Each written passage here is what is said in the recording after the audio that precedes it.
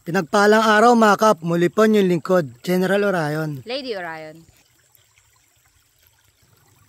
Lady, ano activity natin ngayon? Samahan niyo po kami sa aming silihan. Tara.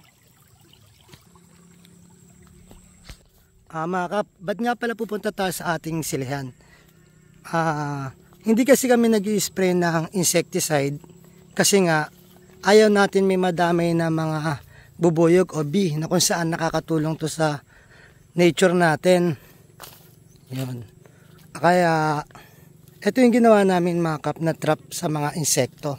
Gumawa na lang kami ng mga trap. Kasi mga kap, kung makikita nyo, ay insekto na yan. Ayan yung parang kumakagat sa ating mga tanim. So kapag tinusok niya yon, nasisira na yung ating mga tanim. Ito na yung ating silihan mga kap.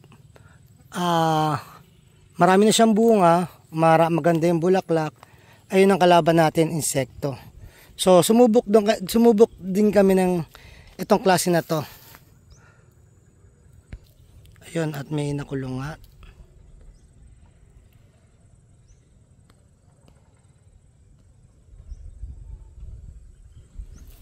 Hindi lang tayo naglagay dun sa mga gilid, naglagay din tayo dito sa loob.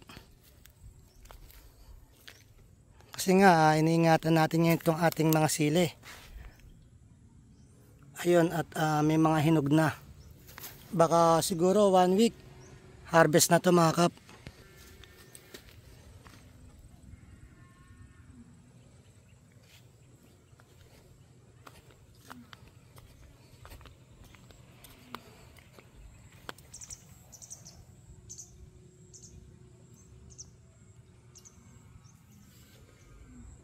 Bale kasi mga kap, kapag nag-spray tayo ng insecticide, hindi lang naman yan ang mamamatay na doon sa spray natin. Meron pang mga friendly insect na pwedeng mamatay katulad ng mga bubuyog.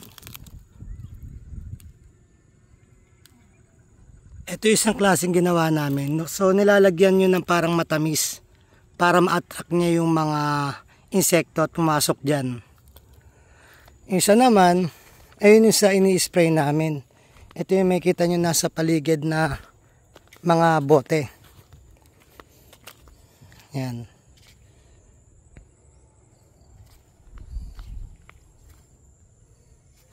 Mapapansin nga rin natin dito, may mga nakapila akong mga puno ng ilang-ilang.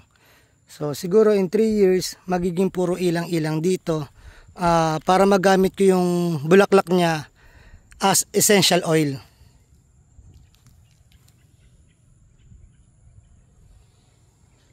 So hanggang dun pa yung ano natin, silihan.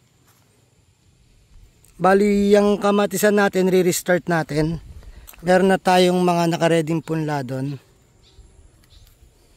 Siguro mga 1 week, mga kap, baka mag-harvest na to. Ayan.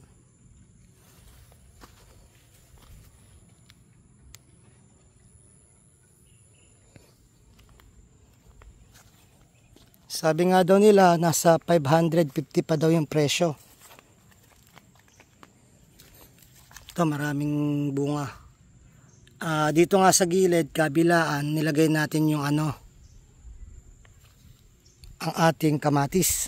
Ay, kamote. Yun. So, kamatis yung re-restart natin. Check natin kung nasa na ba yung mga pinunla namin dito.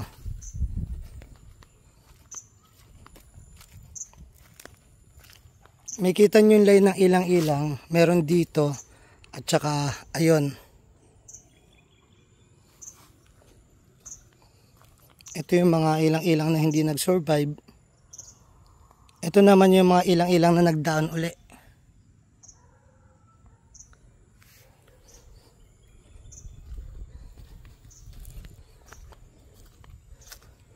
Ito yung mga kap, yung mga pinunla namin na kamatis. May kita nga natin dito, yan. So malalaki na rin siya. Yun. So mag-schedule lang kami ng linis doon. Pwede na namin tong i-transplant.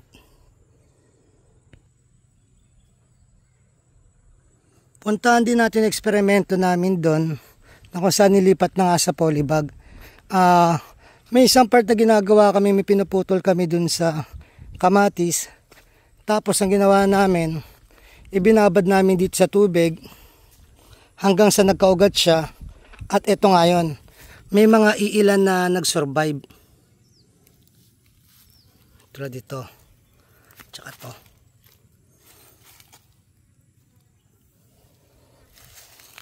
Yung iba naman doon, nirekta na namin tinusok sa lupa. So yun mga kap, huli sinabi ko na kaya hindi kami nag-i-spray ng insecticide kasi pag tinamaan niya yung mga iniiwasan nating matamaan katulad ng bubuyog or honeybee or ng bee, is malaki yung role niya dito sa nature. Kaya kung maaari, dun lang yung tinatarget natin, yung mga mapinsalang insekto. Dito rin sa mga gilid-gilid, tsaka doon, naglagay din tayo. Ito nga yan. Katali pala.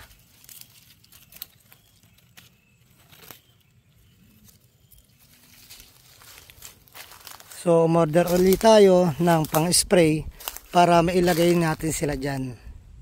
At magdadagdag tayo para ma-attract nila yung lahat ng pupunta dito sa ating tanim, dun sila didikit.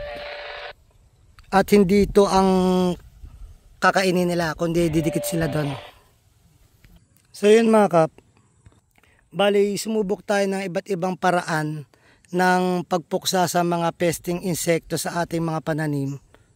At yung mabuting paraan, yung hindi or mapinsala. Nag-trip na rin si Lady mag-pruning para kahit papano yung mga nutrients ng makukuha ng puno na yan magrekta dun sa ating mga tanim or sa ating mga bunga. Ayan. Kasi humahati pa yung mga sirang dahon sa nutrients ng puno. Nahayaan natin mag-concentrate sa bunga. So ayan mga kap, baka 1 week lang harvest na to. So na-share ko lang sa inyo yung paraan namin ng paano puksain yung insekto dito sa aming mga taniman na hindi kami gumagamit ng pesticide or na insecticide.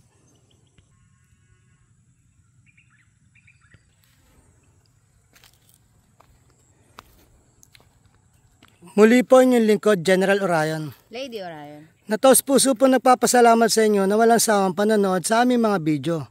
Na sana po gabayan kayo ng Panginoon, sampunan yung mga pamilya, na sana po mingi tayo ng gabay sa Kanya, sa isip, sa salita at gawa, upang magampanan natin tungkulin natin dito sa mundong ibabaw, na naayon sa Kanyang mga kagustuhan at kahilingan. Muli po, maraming salamat. God bless.